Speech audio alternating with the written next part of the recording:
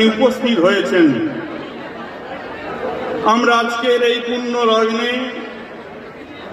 গুরু ভগবান আচার্যদেবের মহা অভিষেক পর্ব সুসম্পন্ন করব। অভিষেক কথার অর্থ হলো ভগবানকে স্নান করানো, কিন্তু কে স্নান? ভগবানের নয়।